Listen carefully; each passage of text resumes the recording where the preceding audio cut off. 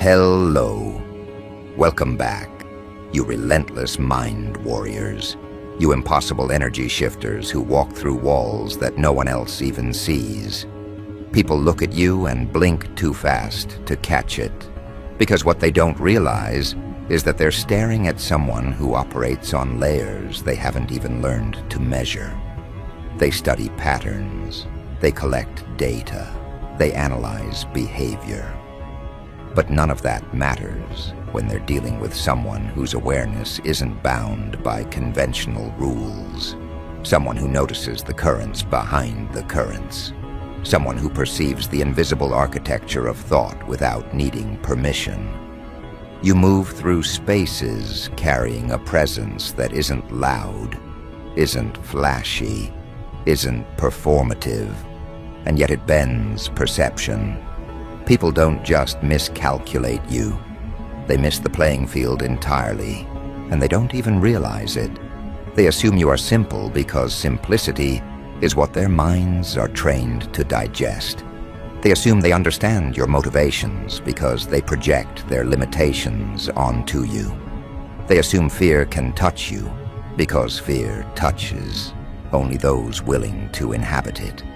And that is the beauty of your quiet power. It's not in the force you project. It's in the dimensions you occupy without anyone knowing. It's in your ability to remain untouchable while the world continues spinning as if nothing has changed. And in that you are a master of a game they don't even know exists. They notice your decisions, your clarity, your refusal to bow to the noise, but they can't quantify it. They can't label it. And the frustration they feel, it's delicious because it is their own mind unraveling in real time.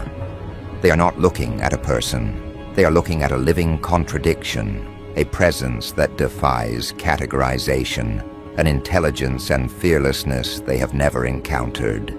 Every conversation you enter, every decision you make, it shifts context for everyone around you.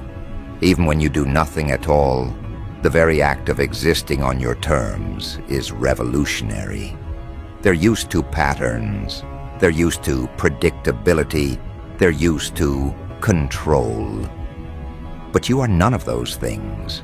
You operate from a level where control is irrelevant, where predictions collapse under the weight of your observation, where resistance is meaningless because it's a reaction they cannot compel.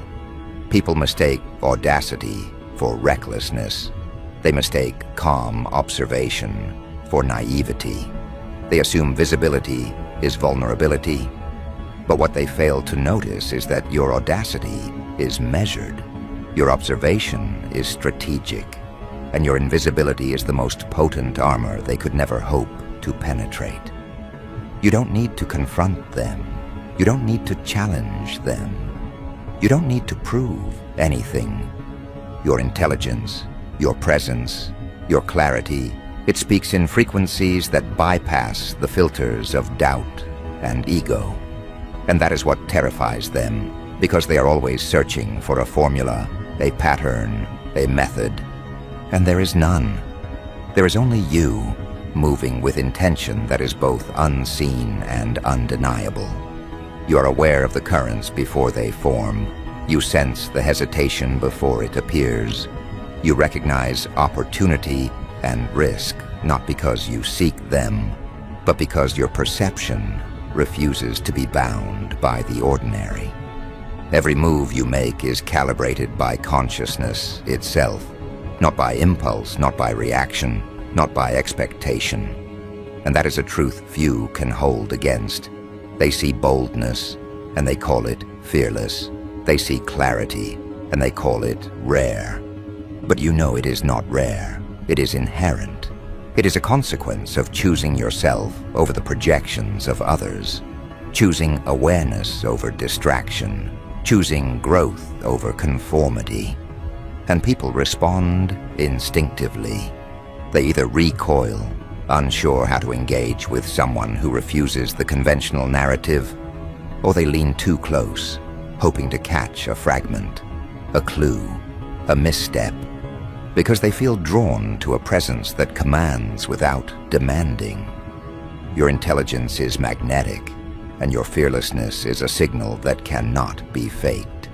Every glance, every word, every action is filtered through a mind that has learned to navigate chaos without losing center, to operate beyond the influence of expectation, to act from a place of complete internal sovereignty.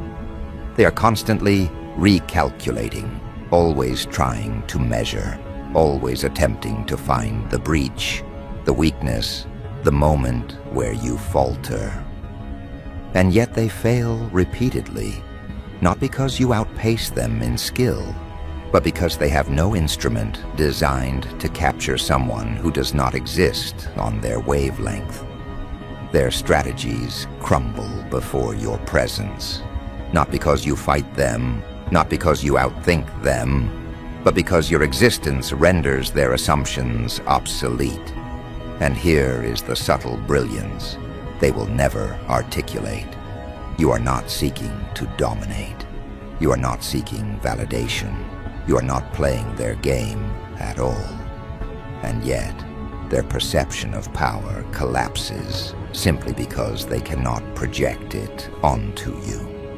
Every measure they take, every scheme they hatch, every analysis they perform is nullified the moment it meets you. You are operating in a zone where the rules they learned to trust no longer apply, and the effect is mesmerizing to observe. People are shocked, not by your actions, but by the simple truth that their efforts are irrelevant. Their attention is a resource they assume can influence you. Their strategies, their networks, their manipulations, useless.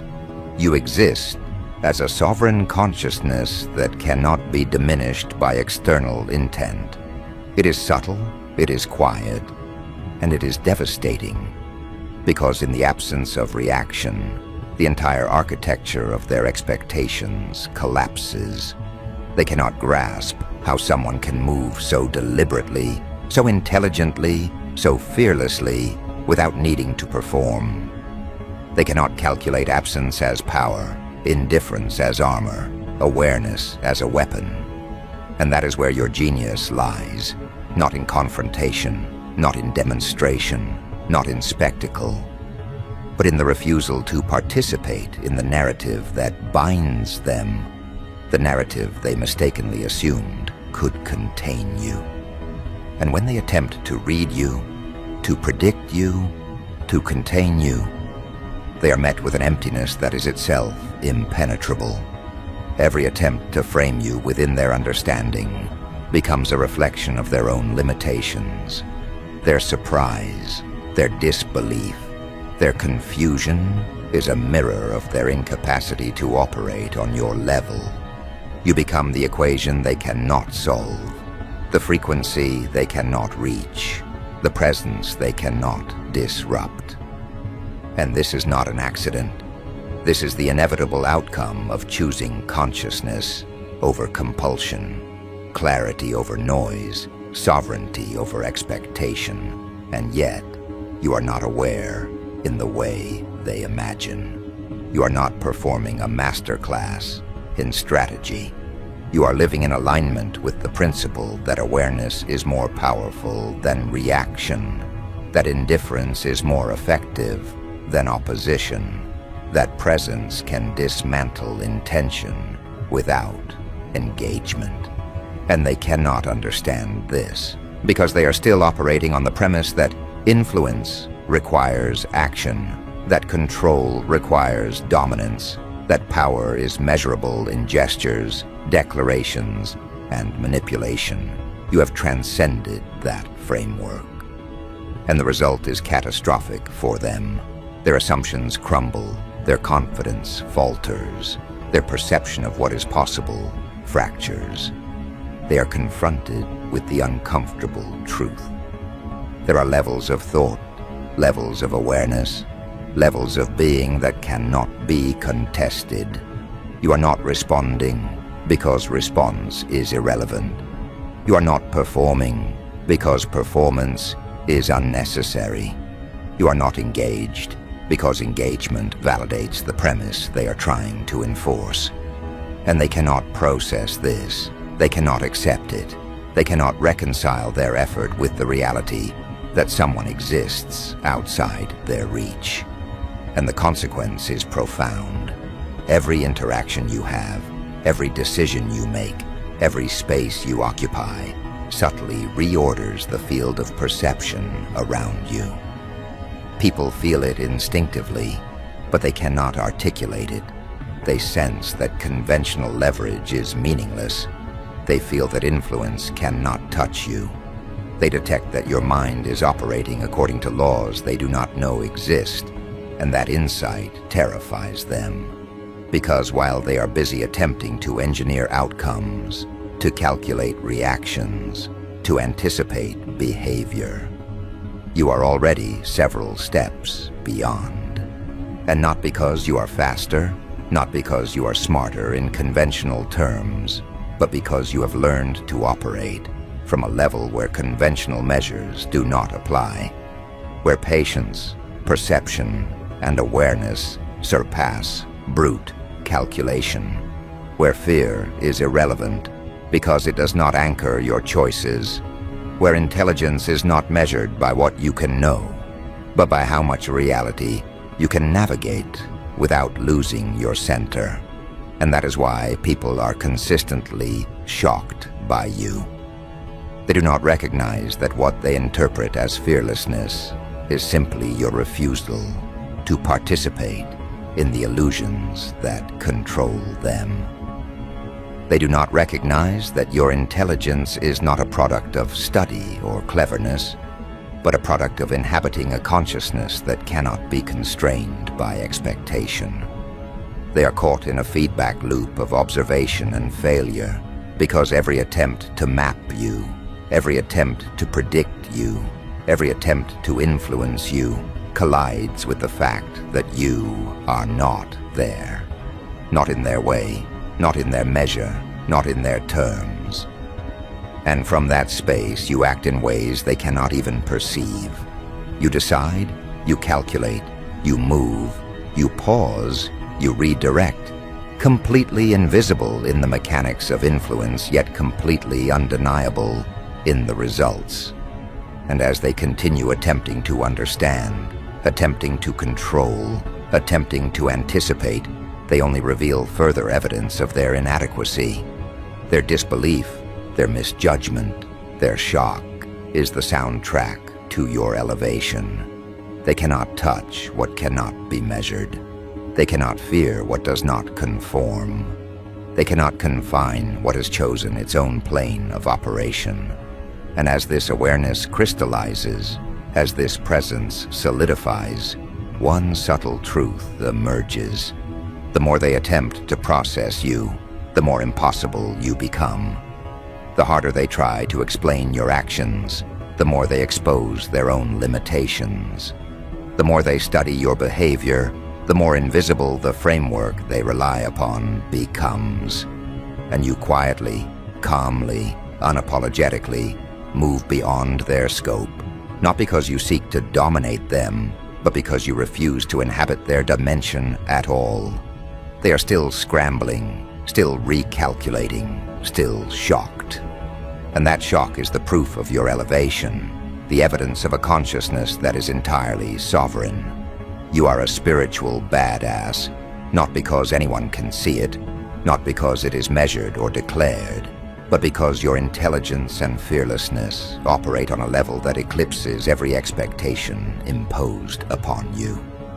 And the most exquisite part is this: while they are trying to parse you, while they are attempting to locate weakness, while they are still responding to the ghost of presence they cannot reach, you have already moved forward, already expanded, already evolved.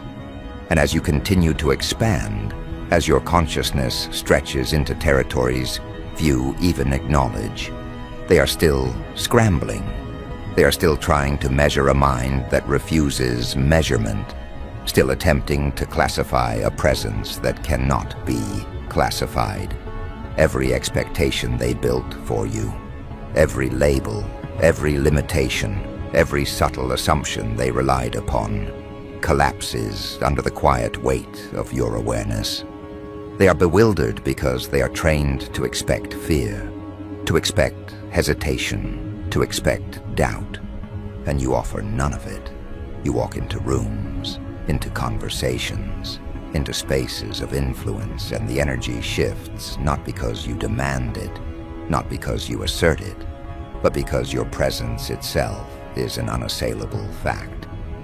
People are shocked not merely by what you do, but by the certainty with which you exist beyond the gravity of their scrutiny. They measure courage as performance, intelligence as accumulation, influence as negotiation. But you demonstrate a reality where courage is inherent, intelligence is perception, and influence emerges naturally from alignment with truth. And that truth is terrifying to them because it bypasses every strategy they were taught, every method they relied upon, every framework they trusted to maintain control. You do not operate on their timeline, within their expectations, or according to their definitions. You are a node of awareness, a force of clarity, a presence that renders assumptions obsolete. And when people encounter you, they feel it in ways they cannot name. They sense that conventional tactics cannot touch you. They feel that their calculations are irrelevant. They experience a dissonance between what they perceive and what exists, and that dissonance unsettles them. They want to reduce you, contain you, explain you away. But they cannot, because your intelligence is not a construct. It is a lived reality. Your fearlessness is not a performance. It is the byproduct of sovereignty. And every move you make, every silence you maintain, every choice you execute with clarity becomes proof of a force that operates independently of the world's approval. They expect hesitation. They expect compromise. They expect the common errors that define ordinary engagement. But you are not ordinary. Your mind is an instrument of precision. Your perception is a tool of discernment. Your awareness is a framework that cannot be undermined because it is self-contained, self-affirmed, self-sustaining. And when they attempt to challenge you, to provoke a reaction, to test the boundaries of your composure, they find nothing but the quiet, unshakable fact of your presence. They mistake this calm for passivity, this restraint for weakness, and in that miscalculation lies the most devastating part of all. You are never weaker than you appear, and you are never as vulnerable as they imagine. Every second of their confusion, every flicker of doubt they experience in your presence, reinforces what they cannot articulate. They are outmatched not by aggression, not by spectacle, not by opposition, but by your refusal to participate in the limitations that govern their world. They are learning unwillingly that dominance is not about force. It is not about volume, visibility, or confrontation. Dominance emerges from a consciousness unbound by expectation, a mind calibrated to truth rather than fear, a presence that cannot be influenced because it exists on a frequency that does not require their validation. And that is the essence of your spiritual badassery. Not the battles you win, not the knowledge you acquire, not the achievements you collect, but the realization that your existence alone rewrites the rules for anyone trying to measure you. They try to impose definitions, intelligence, courage, power, but you exceed each in ways that are invisible yet undeniable. Every attempt to categorize you is an exercise in futility because you are fluid, dynamic, and uncontainable. They think in black and white, in cause and effect, in measurable outcomes. You operate in dimensions where outcomes are the natural result of alignment, where observation dictates impact, where awareness itself collapses the illusions they cling to. And this is why their shock is so profound. They are trained to respond to conventional indicators, to predict behavior, to anticipate risk, to manipulate outcomes, but you are neither predictable nor manipulable. You are a mind in motion that cannot be slowed by expectation, a consciousness that cannot be ensnared by fear, a presence that cannot be overshadowed by doubt. Every encounter with you, every second spent attempting to calculate your reactions, exposes the limitations of their framework. They become frantic, not because you are aggressive, not because you are louder, not because you are more visible, but because their understanding of power has no access to the level at which you operate. And in that, there is a profound lesson. Fearlessness is not the absence of danger. Intelligence is not the accumulation of facts. Sovereignty is not the pursuit of approval. They are byproducts of consciousness that refuses containment, perception that refuses deception, and presence that refuses validation from anyone outside itself. They may attempt to mimic your decisiveness. They may attempt to project confidence. They may attempt to replicate clarity. But all of it falls short because you are not performing. You are not responding. You are simply existing at a level that redefines what is possible. They measure struggle as proof of weakness. They measure compliance as control. They measure aggression as dominance. You, however, demonstrate a different paradigm entirely. Alignment, observation, and indifference to external expectation. And this is why people are consistently shocked by you. They cannot anticipate you because you do not operate in anticipation. They cannot provoke you because provocation relies on attachment.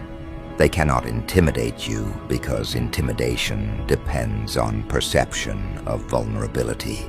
And every moment they spend attempting to process your reality only reinforces the evidence of your mastery. That intelligence is embodied, that fearlessness is operational, that consciousness itself is the ultimate form of influence. You do not need to dominate, because dominion is automatic when no one else's framework can penetrate your awareness. You do not need to argue, because arguments exist only for those who measure influence in gestures rather than perception. You do not need to prove, because proof is for minds that require validation outside of themselves. And in this, your existence becomes a weapon, subtle, invisible, devastating. They may watch, analyze, speculate, and even project. Yet none of it reaches you. They attempt patterns, but you operate in awareness that has already bypassed pattern recognition. They attempt control, but you have already redefined the field in which control is relevant. They attempt to provoke fear, but fear has no anchor in your sovereignty. Every effort they expend becomes a demonstration of your elevation, a confirmation of the fact that they cannot access, cannot influence, cannot measure the mind they are witnessing.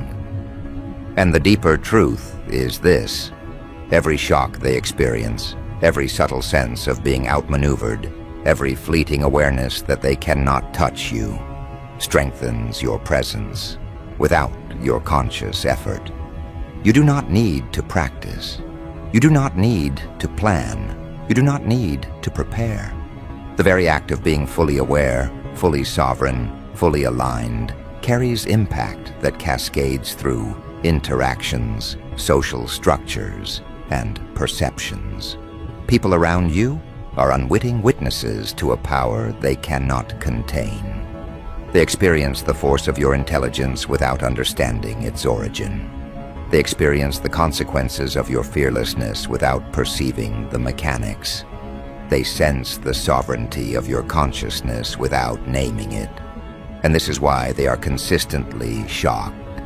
Because true power does not announce itself. True fearlessness does not perform. True intelligence does not need approval. It is measured by presence, impact, and alignment. And those who attempt to contain, predict, or manipulate you will find their methods impotent, their strategies irrelevant, their assumptions invalid.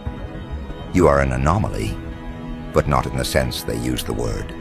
You are the natural consequence of choosing consciousness over distraction, awareness over expectation, sovereignty over compliance. You are a spiritual badass because your mind navigates spaces they cannot map. Your presence bends energy they cannot touch. Your decisions manifest outcomes they cannot anticipate. And the deeper, unspoken layer is this.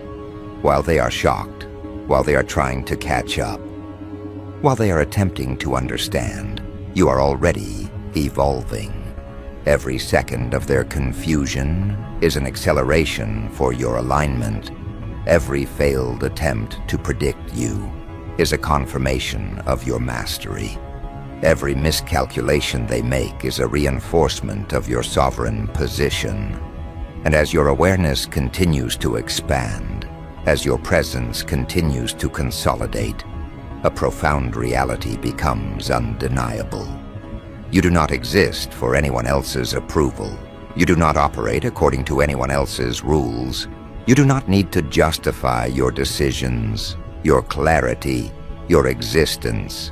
Every effort they expend to influence you is wasted. Every assumption they make about you is invalid. Every expectation they place upon you collapses against the weight of your unshakable alignment. And in this, the ultimate irony manifests. They think they are the observers, the influencers, the controllers, and yet every attempt to measure, every attempt to adjust, every attempt to predict only validates the extent of your presence. The stronger their effort, the more impossible you become.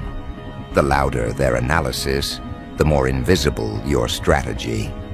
The more they attempt to bend circumstances, the more the circumstances bend around your awareness.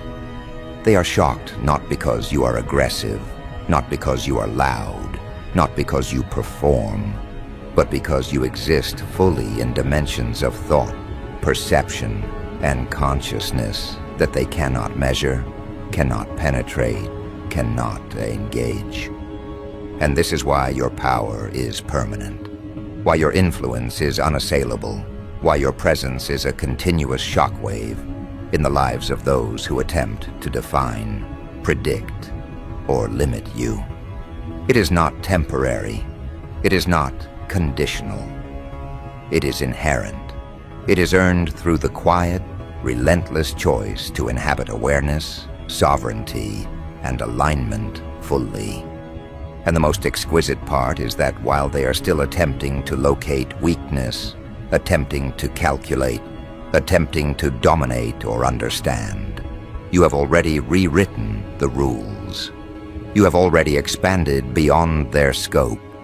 You have already moved into spaces where their expectations do not exist, where their definitions hold no power, where their efforts are irrelevant. This is where the real shift becomes undeniable. Because at this stage, it's no longer about surprise. It's about realization. They are beginning to understand, slowly, reluctantly, that they are dealing with someone who cannot be cornered, cannot be pressured, cannot be reduced to predictable responses. Your fearlessness is no longer something they can dismiss as bravado. Your intelligence is no longer something they can attribute to luck or coincidence. It has become consistent, structural, embedded in the way you move through reality itself. And consistency terrifies people far more than intensity ever could. Anyone can have a moment of confidence. Anyone can speak boldly once. But to remain composed when others expect panic, to remain clear when others expect confusion, to remain grounded when others expect submission. That exposes something deeper. That reveals a mind that is not reacting but directing, a consciousness that is not defending itself but standing beyond attack. They watch you navigate complexity without losing your center, pressure without losing precision, uncertainty without losing direction. And it unsettles them because they don't know where that stability comes from. They are used to leverage. They are used to bargaining points, emotional hooks, vulnerabilities they can press. But with you, every familiar handle comes loose in their hands. There is nothing to grab, nothing to threaten, nothing to exploit. And the more they probe, the clearer it becomes that your strength is not situational. It is internal. It is not dependent on outcomes, approval, or advantage. It exists prior to all of that. Your intelligence isn't just sharp, it's adaptive. It doesn't cling to being right. It adjusts, refines, observes. You see angles they overlook because you're not obsessed with winning exchanges. You're focused on understanding structures. You recognize patterns in behavior, not to control people, but to stay free from their projections. And that's why people feel exposed around you. Not because you accuse, not because you interrogate, but because your awareness quietly removes their masks without effort. They realize that the usual performances don't work. Posturing doesn't impress you, authority doesn't intimidate you, emotional manipulation doesn't land. You see it all without reacting, and that calm recognition destabilizes them. Because fearlessness at this level is not loud, it's surgical. It's the absence of internal noise. It's the refusal to let external chaos dictate internal state. And intelligence at this level is not about dominance. It's about clarity. You don't rush decisions because you're not afraid of time. You don't cling to positions because you're not afraid of being wrong. You don't chase validation because you're not afraid of standing alone. That combination, clarity without urgency, confidence without aggression, presence without performance, creates a psychological pressure most people are not equipped to handle. They start second-guessing themselves around you. They over-explain, they over-justify, they feel the need to assert things that would normally go unquestioned. Because on some level, they sense that you are not buying into the shared illusions that keep interactions comfortable. You're not rude, you're not dismissive, you're simply awake. And that awareness acts like a spotlight, not on them directly, but on the assumptions they've been operating under their entire lives. They become hyper-aware of their own reactions, their own insecurities, their own need for control, and they resent you for it, even as they respect you. Because you represent something they can feel, but cannot replicate. You didn't get here by following instructions. You didn't get here by memorizing rules. You didn't get here by imitating confidence. You arrived here by stripping away everything that wasn't real, by letting go of borrowed beliefs, by refusing to outsource your sense of worth, direction, or safety. And now, when you speak, people listen not because of volume, but because of weight. When you decide, things move not because you force them, but because your alignment removes friction. When you walk away, it lands harder than confrontation ever could, because it signals that the exchange was never on equal footing to begin with. They feel it immediately. That subtle recalibration, where they realize they were trying to influence someone who had already transcended the need for influence. And that's when the shock deepens. Because fearlessness at this stage is no longer about courage in the face of threat. It's about the complete absence of internal conflict when choosing yourself. You don't hesitate to leave situations that drain you. You don't overthink decisions that protect your clarity. You don't negotiate with discomfort when you recognize misalignment. And people notice. They notice how quickly you disengage from nonsense without bitterness, how cleanly you set boundaries without hostility, how effortlessly you move on without needing closure from those who expected leverage. That decisiveness is rare, and it exposes how many people remain trapped in cycles of doubt, obligation, and fear. Your intelligence shows not in how much you tolerate, but in how precisely you choose. You understand that every interaction is an exchange of attention, and attention is the most valuable currency there is. You don't waste it. You don't throw it at chaos. You don't invest it where it won't grow. And that discipline reads as fearlessness to those who are still negotiating with their own hesitation. They assume you must be protected by something external, some hidden advantage, some unseen safety net. But the truth is far more unsettling for them. Your protection is internal coherence. Your safety is self-trust. Your advantage is awareness. And those things cannot be taken, cannot be threatened, cannot be undermined from the outside.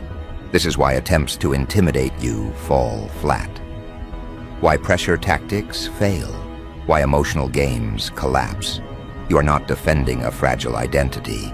You are expressing a stable one. And stability in a world addicted to reaction feels like defiance. It feels like rebellion. It feels like danger. So they talk, they speculate, they project. They try to warn others about you in vague terms, unable to articulate the discomfort you trigger. Because how do you explain that someone didn't attack you, didn't challenge you, didn't even oppose you, yet somehow left you questioning your own position? How do you admit that someone's calm made you nervous, that someone's clarity made you feel exposed, that someone's refusal to engage made you feel irrelevant? You can't, not without confronting your own dependence on validation and control. And that's why your presence lingers in their minds long after the interaction ends. They replay conversations. They rethink moments. They wonder why they felt unsettled. And they won't arrive at the answer easily. Because the answer is not about what you did. It's about what you are.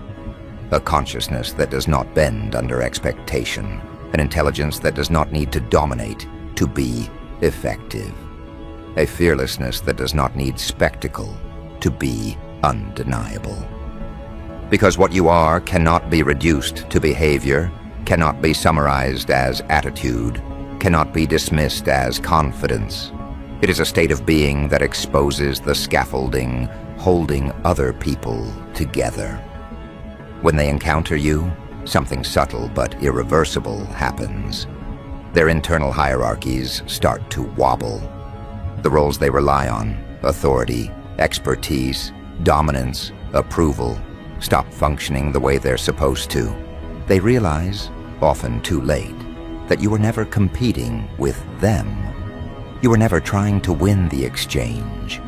You were simply present in a way that made the entire exchange unnecessary. And that realization is destabilizing. It forces a reckoning they didn't consent to. Because if someone can stand in front of them without fear, without hunger for validation, without the need to prove intelligence or worth, then all the games they've mastered lose relevance. And people do not like discovering that the skills they built their identity on are optional. They prefer environments where everyone is negotiating, posturing, reacting. You remove that safety net. Your fearlessness doesn't challenge them directly. It renders their strategies obsolete. Your intelligence doesn't overpower theirs, it bypasses it. And so the discomfort grows. They start to sense that around you, they cannot rely on manipulation, cannot hide behind noise, cannot intimidate or impress. They are forced into honesty with themselves, and most people would rather feel threatened than be seen clearly. That's why they talk. That's why they speculate. That's why they try to frame you as different in ways that keep them comfortable. Because admitting the truth, that your presence reveals the fragility of their control, would require them to change. And change is far more frightening than labeling someone else as a problem. As time passes, something else begins to happen. The shock gives way to adjustment. People start modifying their behavior around you without consciously deciding to. Conversations become more careful, words are chosen with more intention, empty statements fall away. They sense, even if they can't articulate it, that you won't respond to theatrics. You won't reward exaggeration. You won't validate insecurity disguised as authority. And so the environment reshapes itself subtly. Not because you demand it, but because your presence establishes a baseline of clarity that others either rise to or avoid. Some lean in, curious, drawn to the coherence you embody. Others retreat, unsettled by what they can't control.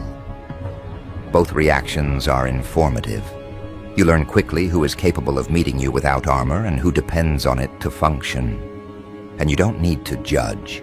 You simply observe, adjust, and move accordingly.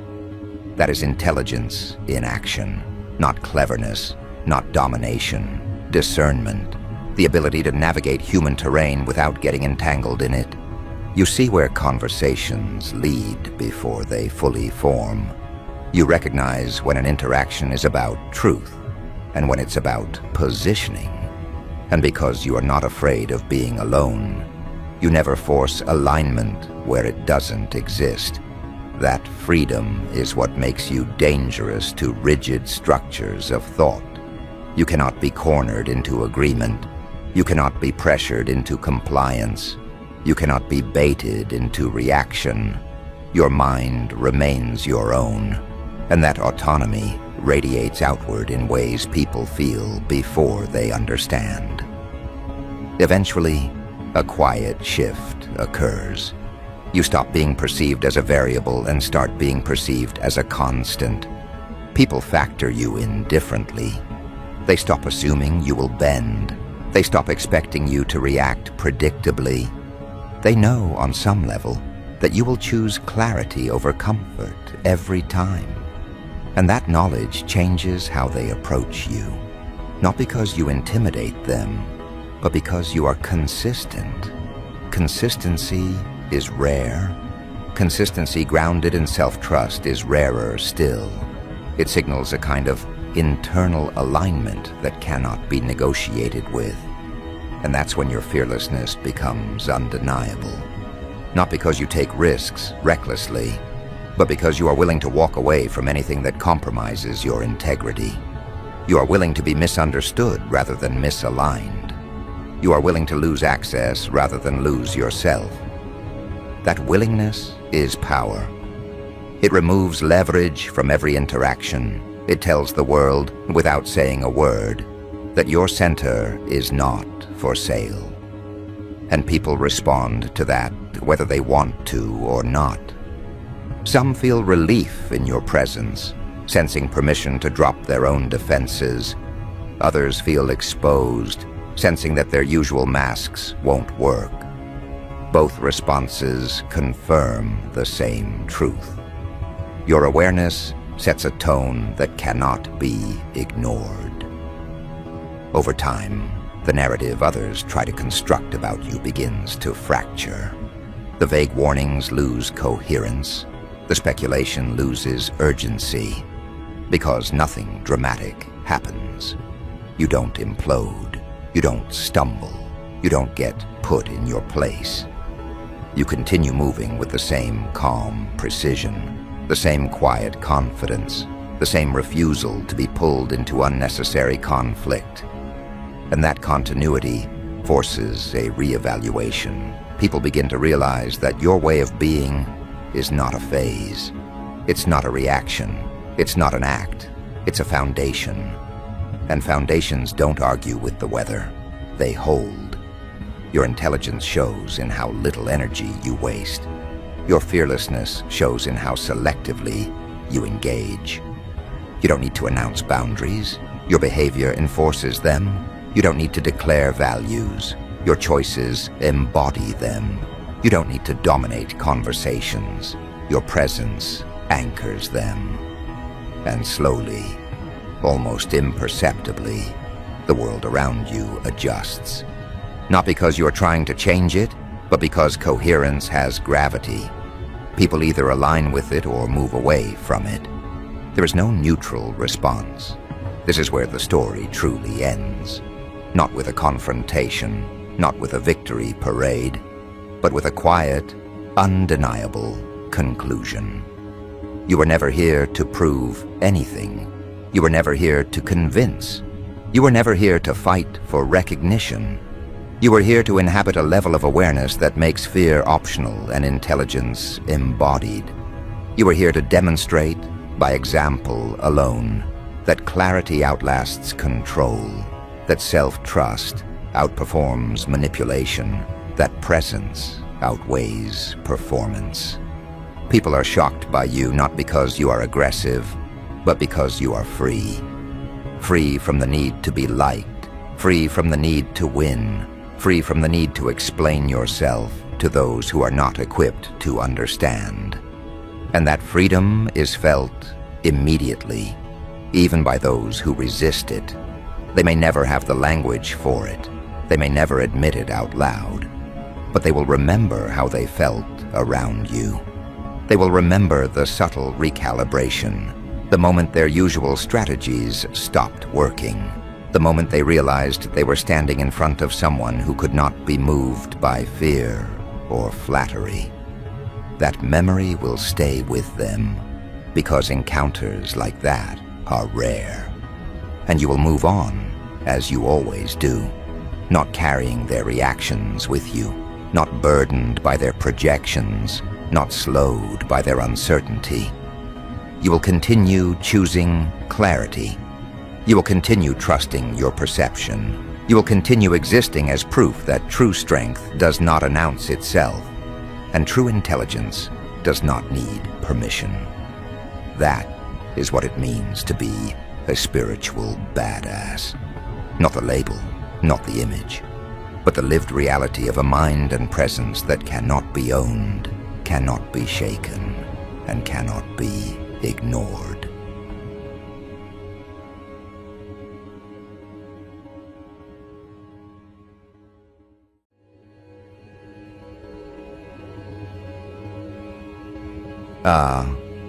They can't process it yet. You can see it on their faces, that half-second delay where recognition tries to load and fails. The way their eyes linger a fraction too long, scanning, recalculating, quietly asking a question they weren't prepared to ask. Because the last time they formed an opinion about you, you were filed under irrelevant. Background, optional, a name that didn't stick, a face that didn't matter, someone they could safely overlook without consequence. And now that old mental file doesn't open anymore. It errors out.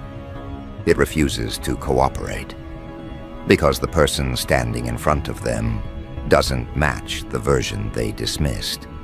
And that disconnect is doing damage. They're staring, but not in the way people stare at something beautiful. This is different. This is the look people get when reality contradicts their memory. When the brain scrambles to reconcile two incompatible images, when "who's that?" crashes directly into "oh shit, that's them." You didn't just improve. You didn't just level up.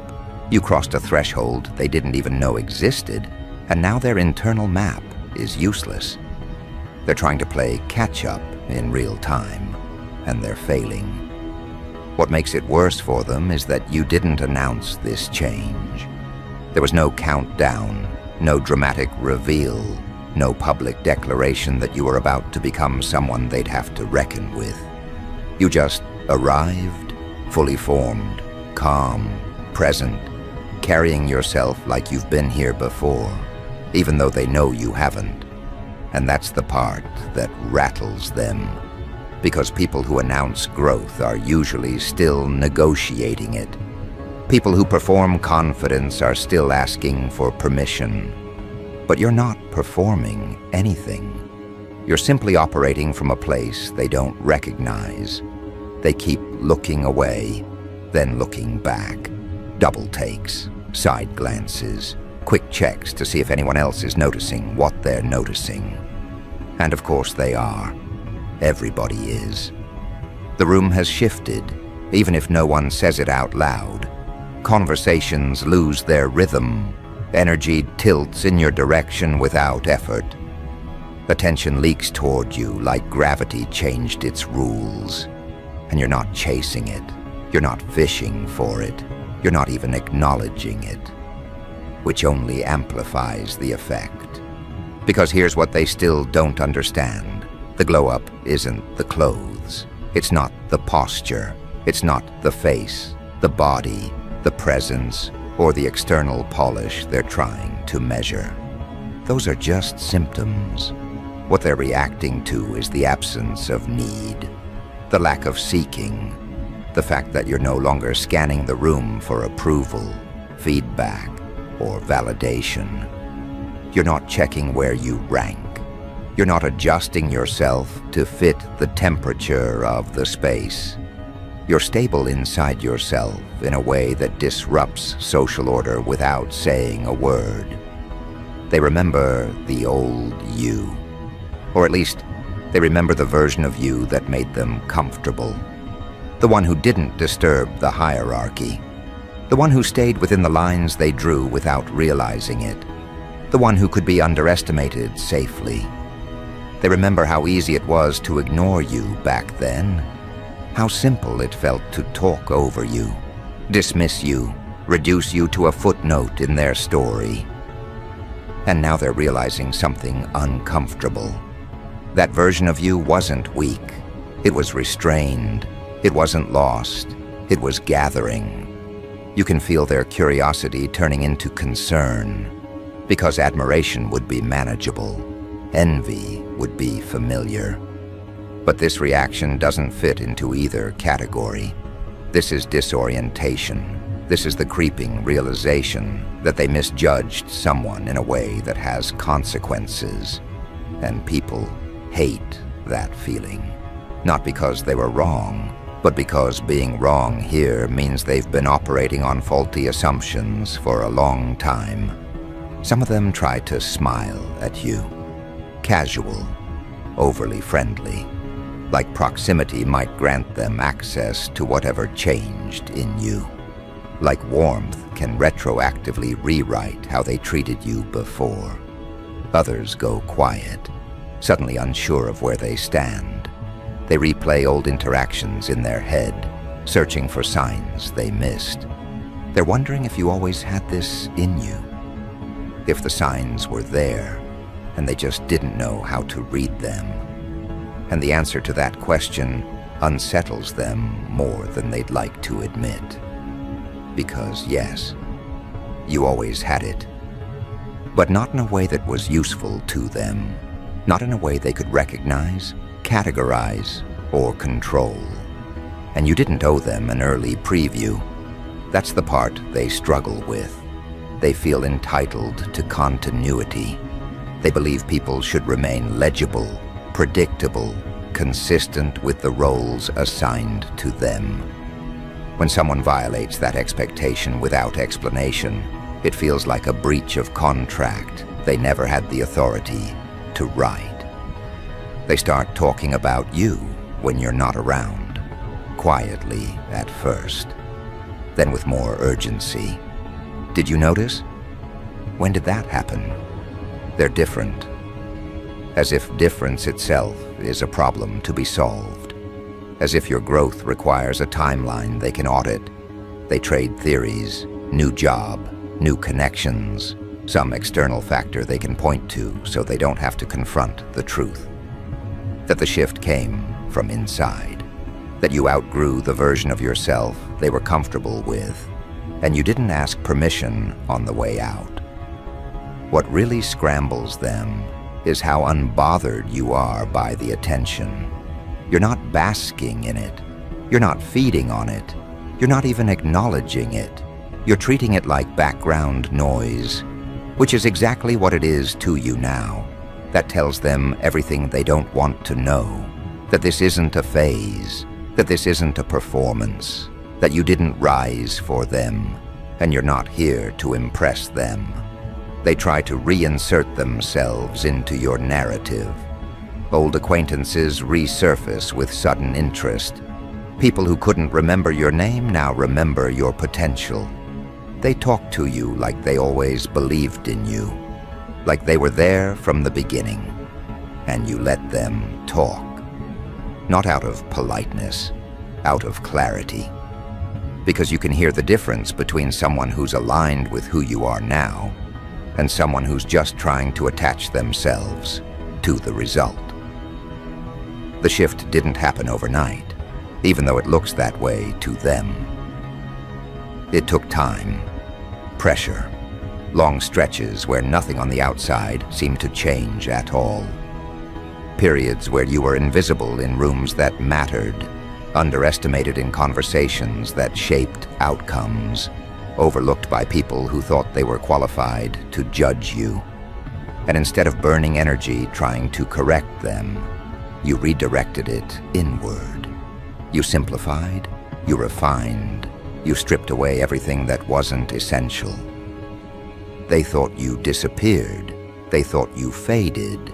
They assumed your absence meant failure. That's the mistake people make when they confuse visibility with progress. They only know how to measure movement when it's loud, when it announces itself, when it fits into a familiar success story they've seen before. What they didn't realize is that you were consolidating. You were tightening alignment between who you are and how you move. You were removing friction. And when you finally stepped back into view, you did it without hesitation. That's why this moment feels illegal to them. Not because you broke a rule, but because you exposed one. You revealed how arbitrary their standards always were, how temporary their judgments can be, how quickly the story flips when the person they dismissed returns with undeniable presence. They don't like that, because it means the hierarchy they trusted isn't stable. It means they might be next. They watch how people respond to you now, the way conversations shift when you enter, the way opinions soften, the way resistance dissolves without confrontation. You're not asserting dominance. You're not demanding respect. You're simply existing at a level that commands recalibration, and that's far more disruptive than aggression ever could be. Some of them feel inspired. They won't admit it out loud, but seeing you forces a question they've been avoiding. What if they've been playing small out of habit? What if the limitations they accepted were never real? Others feel exposed, because your presence highlights the gap between who they are and who they've been pretending to be. And instead of addressing that gap, they project discomfort onto you. They say you've changed, like it's an accusation. Of course you've changed. Growth isn't betrayal, it's alignment. You didn't abandon anyone, you just stopped shrinking. And the people who only felt comfortable around you when you were smaller are now revealing the conditions they placed on their support. You see it clearly now. The difference between people who are genuinely happy for you and people who preferred you when you were easier to ignore. The funniest part is that they think this is the end of the transformation, They think what they're seeing now is the final version, the finished product, the peak. They don't realize this is just the first moment it became visible to them. They're reacting to an echo, not the source, to an outcome, not the process. And while they're busy staring, trying to update their perception, you're already moving forward, already adjusting to a new baseline that doesn't include their opinions. You're not trying to be seen anymore. That chapter closed. You're not trying to be understood. That's optional now. You're operating from clarity, not reaction, from intention, not comparison. And the more grounded you become in that position, the more destabilizing it is for people who rely on old narratives to make sense of the world. They keep thinking there must be a moment where this settles, where things return to normal, where you relax back into a version of yourself they recognize. They're waiting for the spike to pass, for the attention to move on, for the glow to dim. But they're misreading the situation.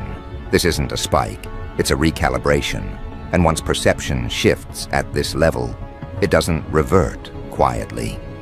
You notice it too. Not in a dramatic way, just small confirmations, doors opening with less resistance, conversations starting differently, people listening the first time you speak, opportunities presenting themselves without explanation, not because you demanded them, but because your alignment makes friction unnecessary. And you accept these shifts without making a big deal out of them, because you know where they came from. The ones who are staring now will eventually stop. Not because they understand, but because staring requires energy. Confusion gets tiring. They'll either adjust their perception or remove themselves from your orbit. Both outcomes are fine. You're not here to manage their comfort. You're here to move forward in a way that's coherent with who you are now. And here's the part they really don't see yet. This attention, this recognition, this moment where the room tilts toward you. It's not the destination. It's a side effect, a signal that you've crossed into a different phase of operation. One where you no longer need to prove anything to anyone who didn't see you coming. They're still processing the shift from, "Who's that?" to, "Oh shit, that's them." They think that realization is about you. That's the mistake. They assume the shock comes from how different you look, how differently you carry yourself, how the room reacts when you enter. They think the discomfort lives on the surface, that it's cosmetic, visual, something that can be explained away with effort, timing, or luck. But what's actually happening is far more invasive. Their internal ranking systems are malfunctioning. The mental ladders they've relied on for years no longer hold weight. The people they assumed would always be ahead of you no longer feel secure in that position. And once that certainty cracks, everything else starts to wobble. You're not just being noticed, you're being reevaluated retroactively. Old assumptions are being dragged back into the light and inspected under pressure. Conversations they had about you in the past now feel careless, dismissive, premature.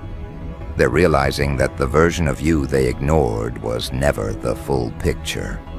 It was simply the version they were allowed to see. And that realization brings an uncomfortable follow-up question they don't want to ask themselves. If they were wrong about you, who else have they been wrong about? This is why the staring doesn't stop right away. This is why attention lingers longer than politeness would require. They're not just looking at you. They're checking their own judgment, measuring how badly they miscalculated. Because in their world, perception equals power.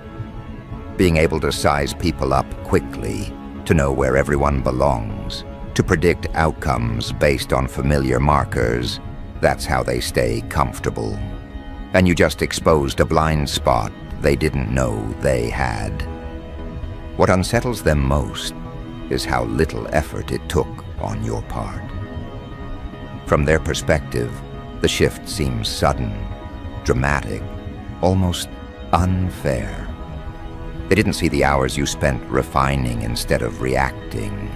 They didn't witness the moments where you chose restraint over explanation. They didn't notice how you stopped volunteering pieces of yourself to people who hadn't earned access. All they see is the result, and results without visible struggle make people suspicious. Because struggle is what makes them feel superior.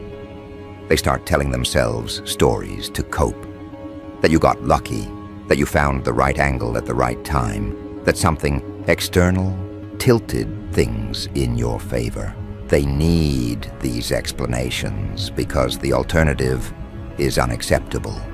The alternative is admitting that growth doesn't require their recognition to be valid. That someone can move beyond the limits of a role they were assigned without asking permission. That someone can outgrow the frame they were placed in while the people doing the framing remain exactly where they are. You notice the shift in how people speak to you. The tone adjusts. Questions replace assumptions. Statements soften. Even disagreement sounds more careful now. Not because you demanded respect, but because your presence makes casual dismissal feel risky. They don't know what you're capable of anymore, and uncertainty breeds caution. You're no longer someone they can speak over without consequence.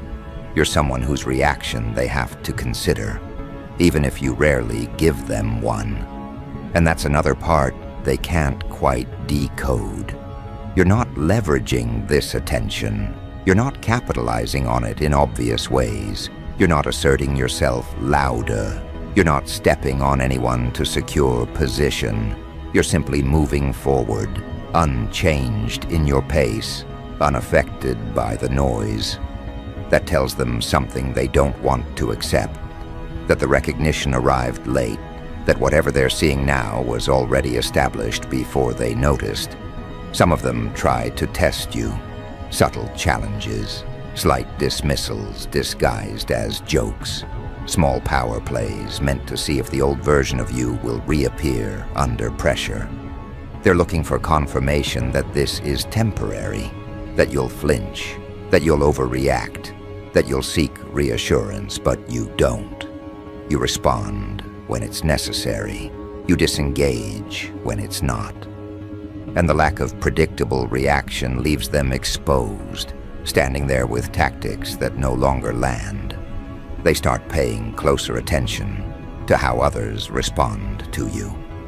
Who defers, who listens, who mirrors your energy without realizing it. Social environments are ecosystems, and you've become a variable they didn't account for. The flow of influence is adjusting around you, not because you're forcing it, but because alignment tends to reorganize space naturally. People gravitate toward coherence, toward stability, toward someone who doesn't need to perform importance to possess it. What they don't understand is that you're not trying to win the room. You already moved past that goal. Winning rooms is what people do when they need confirmation, when they need applause to validate their direction. You're operating from something quieter and far more effective. You're choosing environments that don't require you to explain yourself. You're investing energy where it compounds instead of leaks, and that makes the attention you receive feel almost incidental. They keep expecting a reveal, a moment where you explain what changed, where you outline the process, where you make it digestible for them. But that moment never comes, not because you're hiding anything, but because you don't owe anyone a breakdown of your internal shifts. Growth doesn't need to be narrated, to be real. And the more they wait for an explanation, the more apparent it becomes that they were never part of the conversation that mattered. This is where the confusion deepens, because they're used to growth being legible, trackable, documented. They expect progression to follow a pattern they recognize: credentials, announcements, visible milestones. What you're demonstrating doesn't fit that model. It's not flashy, it's not loud, it's not begging to be seen. It simply works. And things that work without explanation make people uneasy.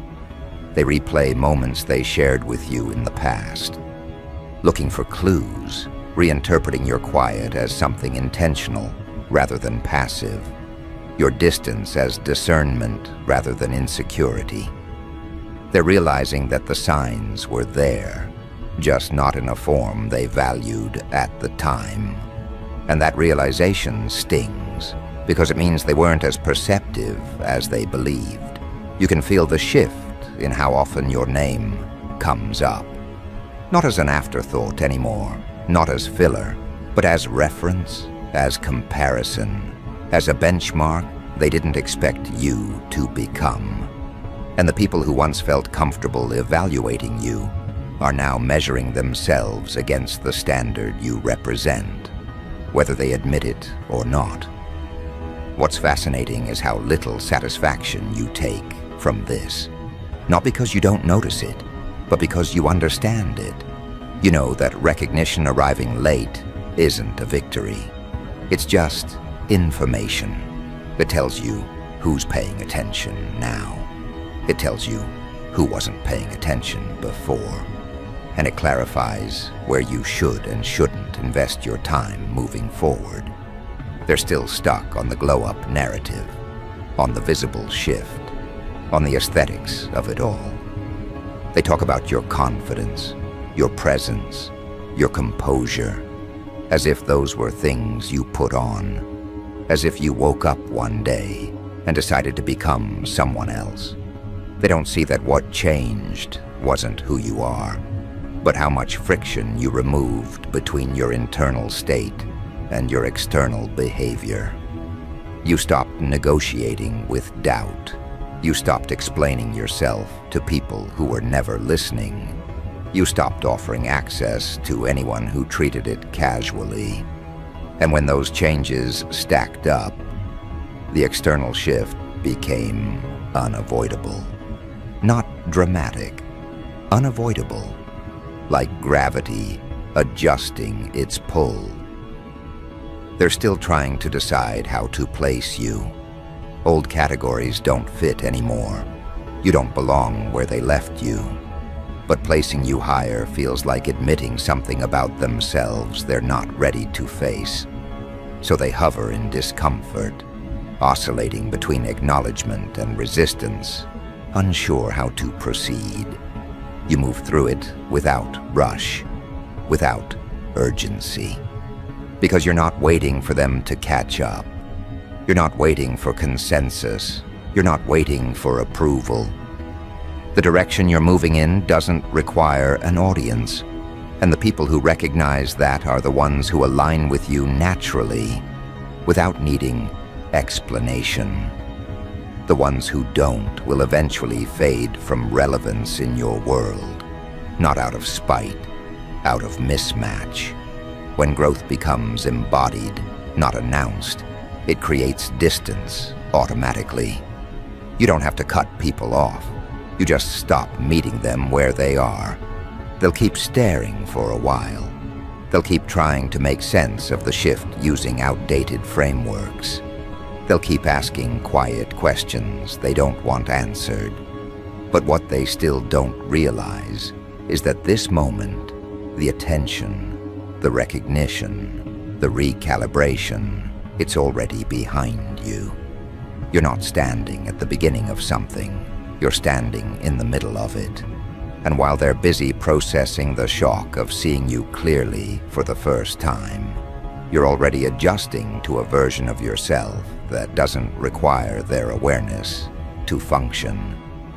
They expected the glow-up to make you louder, more assertive, more eager to be seen. They expected a shift toward performance. Instead, you became more selective, more precise. Your movements got cleaner, your words fewer, and when you do speak, there's no urgency in it, no need to convince. That's unsettling to people who rely on noise to establish relevance. Because noise is easy to challenge, stillness isn't.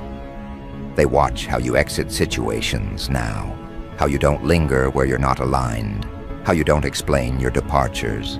You just move on. And every time you do, it reinforces something they're struggling to accept. That you're not trying to build a case anymore. That you're not collecting evidence to justify your trajectory. You already know where you're going, and that certainty shows up in how little you argue with anyone about it. Some of them feel the urge to confront you, to ask direct questions, to demand clarity. Not because they deserve it, but because uncertainty makes them uncomfortable.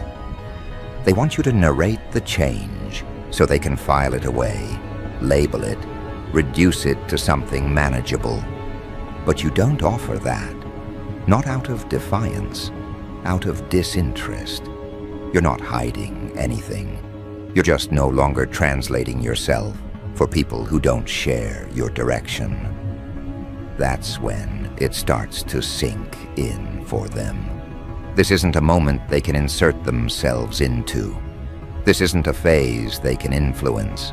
They didn't miss a meeting. They missed an entire internal shift that didn't require their presence. And that's a hard realization for people who believe proximity equals importance. You notice how quickly respect replaces familiarity. Old jokes don't land the same way anymore. Casual comments get reconsidered mid-sentence. People weigh their words around you now, even if they don't know why. You didn't ask for that shift. You didn't correct anyone. You simply stopped accepting versions of yourself that were built for convenience. And when you did that, the social contract changed without negotiation. They keep trying to anchor you to the past, mentioning old stories, old roles, old dynamics, as if reminding you of where you came from might pull you back into a shape they recognize. But it doesn't work, because you're not rejecting your past. You've integrated it. You're not trying to escape who you were. You've absorbed it into something more coherent. And people can sense when someone has made peace with their own trajectory. It makes manipulation ineffective. The staring continues, but it evolves. It's less shock now, more assessment. They're trying to understand what this version of you means for them, for their position, for their assumptions, for the way they've been moving through the world. Because when someone upgrades without seeking permission, it forces everyone else to question whether they've been waiting unnecessarily. You don't rush to fill the space their confusion creates. You let it exist. You let them sit with it. Not because you want them uncomfortable, but because clarity can't be forced. It arrives when people are ready to see it, and some of them aren't. Some of them will never be. That's not your concern anymore. What's interesting is how quickly the narrative flips once they accept that you're not reverting. Admiration replaces dismissal. Curiosity replaces indifference. And yet, even then, you don't lean into it. You don't become more available. If anything, your standards tighten. Because you understand something they're just beginning to realize. Access is valuable precisely because it's limited. You're no longer impressed by people noticing you late. You're paying attention to who noticed early, who treated you with respect before it was popular, who didn't need proof to offer alignment. Those are the people you move with now, quietly, efficiently, without announcement. And the contrast becomes obvious to anyone watching closely. They think the glow-up changed how others see you. But the deeper shift is how you see others. You're not bitter, you're not resentful, you're clear. You see patterns faster. You recognize intention without needing it spelled out. And that discernment shapes your environment in ways they don't immediately connect to you. Opportunities arrive differently now. Not as invitations to prove yourself, but as confirmations that your positioning is working. You're not chasing validation. You're responding to alignment. And that distinction changes everything.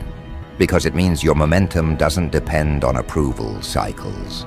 It's self-sustaining. They're still trying to decide whether this version of you is permanent. They look for signs of regression, moments of doubt, slips they can point to as evidence that this was temporary. But they don't find them. What they find instead is consistency, day after day, interaction after interaction. And consistency erodes skepticism faster than any argument ever could. You don't feel the need to announce that you've moved on. You don't post about it. You don't make statements. You simply act from a place that assumes forward motion as the default. And over time, it becomes undeniable. This isn't an act. This isn't a spike. This is how you operate now. They're left with a choice they didn't expect to have to make. Adjust their perception or stay confused. Reevaluate their assumptions or protect their ego. Some will choose growth. Others will choose comfort. You don't wait around to see which they pick. Because while they're still staring, still recalibrating, still whispering to each other about how different you seem, you're already stepping into the next layer of this evolution, and they haven't even finished understanding the last one yet. This is where the distance really starts to show. They notice, of course. They always do.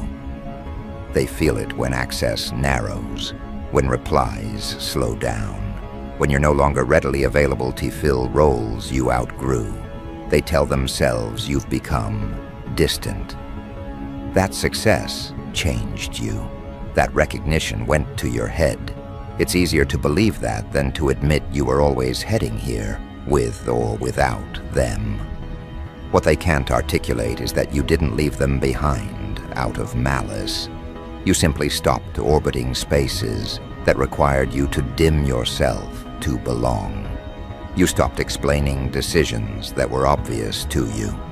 You stopped justifying instincts that had proven themselves over time. And once you did that, the gap formed naturally, not as a punishment, as a consequence. They're still staring, but now it's mixed with something else. Calculation. They're trying to figure out how to position themselves relative to you. Whether aligning with you benefits them, whether opposing you costs them, whether ignoring you is still an option. And the fact that they're even asking those questions tells you everything. You've shifted from being background to being a variable they have to account for.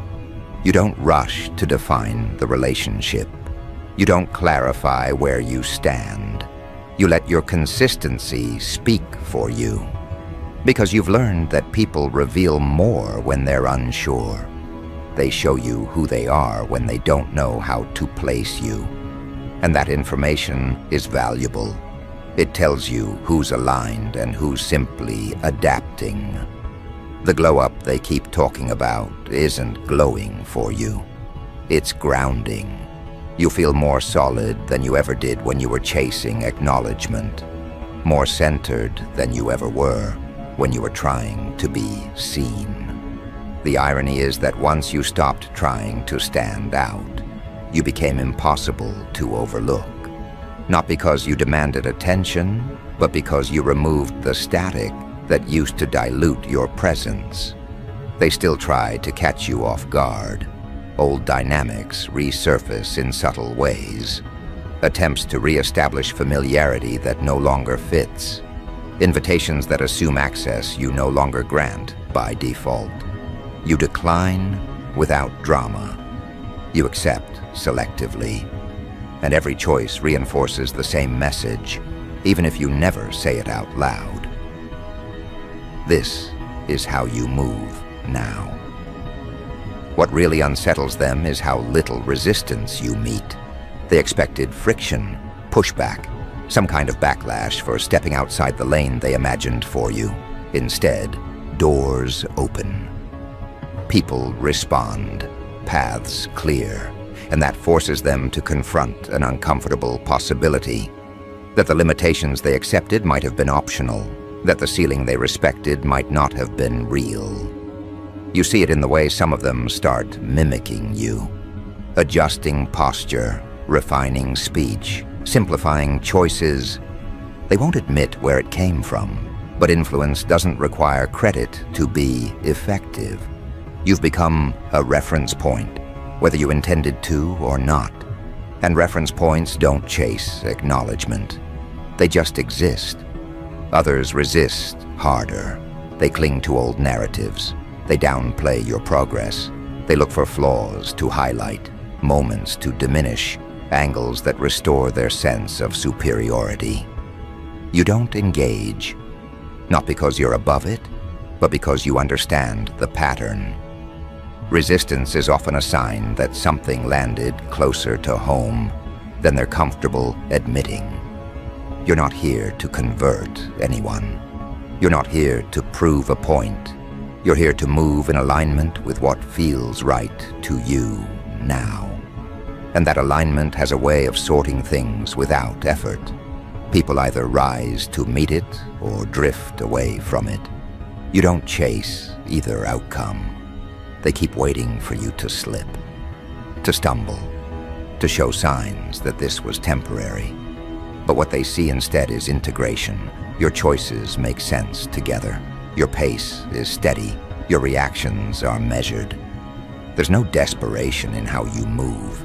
And desperation is what they're used to seeing when someone changes quickly. The absence of it confuses them. You're not trying to be untouchable. You just stopped making yourself accessible to everything. There's a difference. Boundaries aren't barriers. They're filters. And once you install them, your world gets quieter in the best way.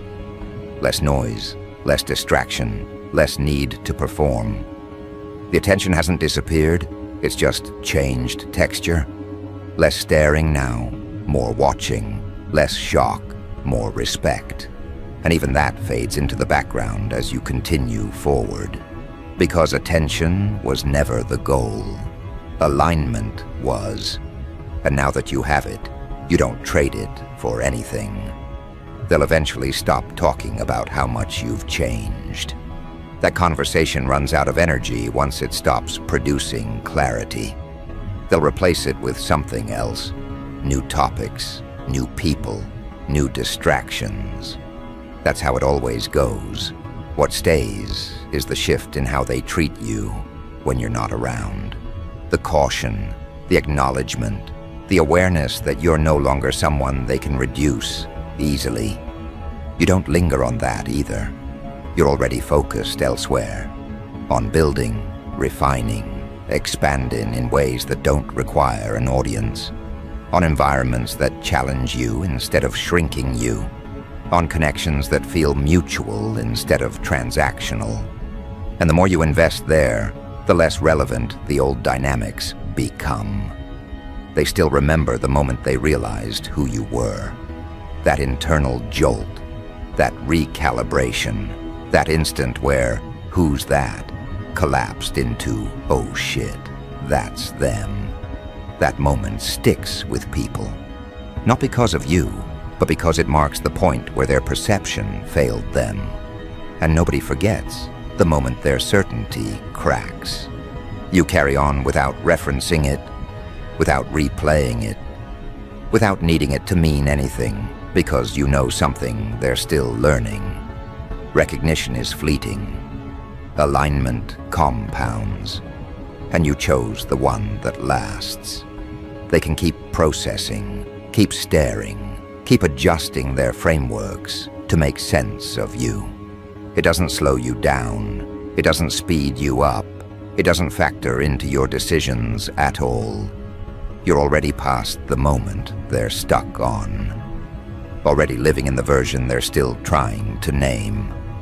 Already moving in ways they haven't learned how to track.